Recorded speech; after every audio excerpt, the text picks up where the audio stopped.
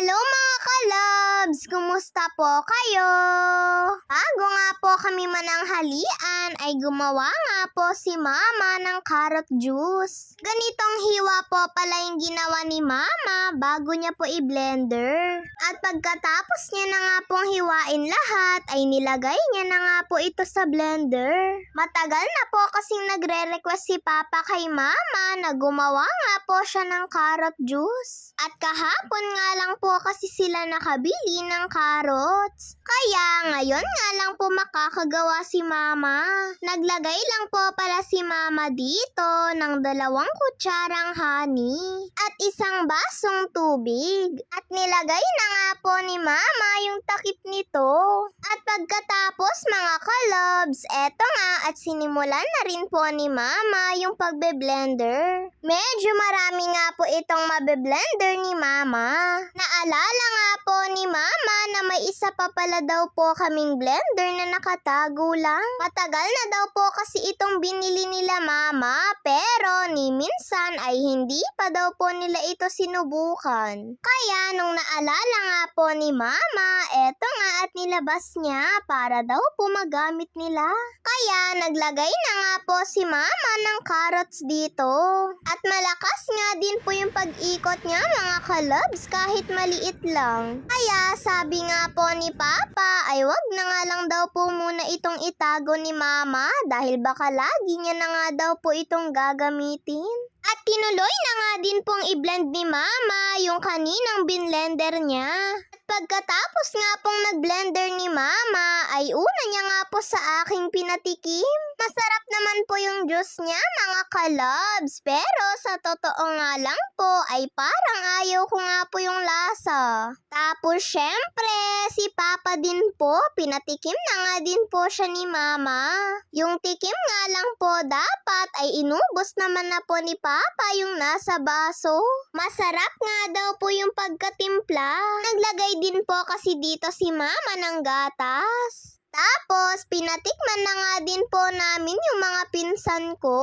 Si Kulot nga lang po, pati si Jella at Kuya Moymoy yung nagkagusto dito.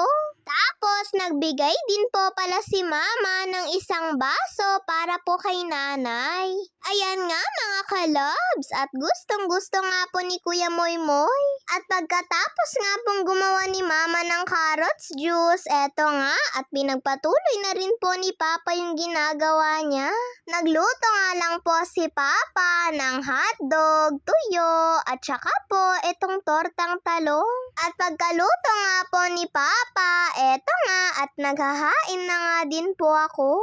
Almusal at tanghalian na rin po pala namin ito mga kalabs. Paano ba naman? Late naman na po kasi kaming nagising kaninang umaga. Ngayon lang naman daw po ito, sabi nila Mama at Papa, dahil kapag pasukan na naman ay tiyak maaga-aga na naman daw po kaming gigising. At tinawag na rin po pala ni Mama yung mga pinsan ko para daw po makakain na rin sila. Sa totoo lang ay kumain naman na daw po sila sa kanila nanay. Pero syempre, tinawag pa rin po sila ni Mama, baka daw po ay gusto pa nilang kumain. At yun nga mga kalabs, kumain nga po ulit sila. Yung tortang talong daw po kasi yung gusto nila At pagkatapos nga po namin kumain ay saktong may tumawag nga po kay Papa. Dumating na rin po kasi yung in-order niya sa TikTok. Umorder po kasi si Papa ng electric fan. Eto nga po yung parang clip fan pero may stand nga po ito. 2 piraso po pala yung in-order ni Papa. Dahil gagamitin nga daw po namin ito sa sala at sa kusina.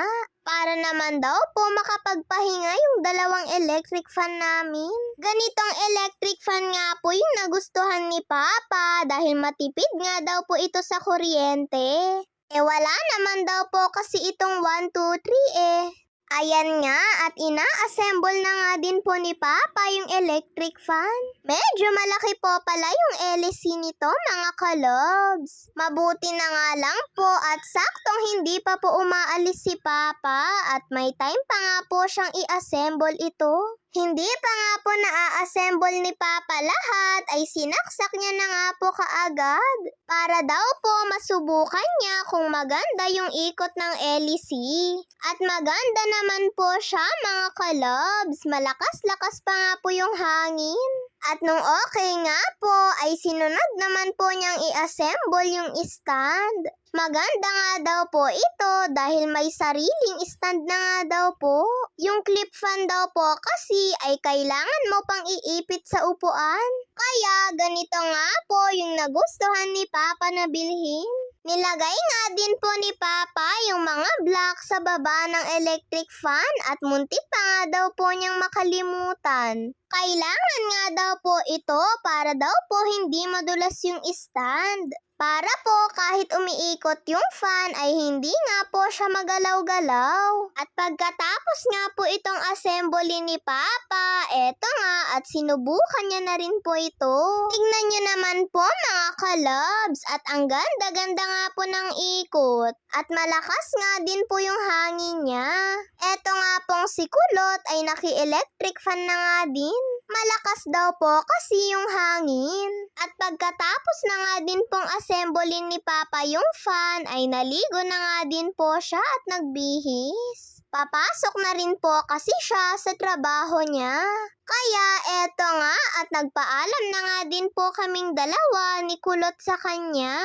God bless to all mga kalabs. Bye-bye po!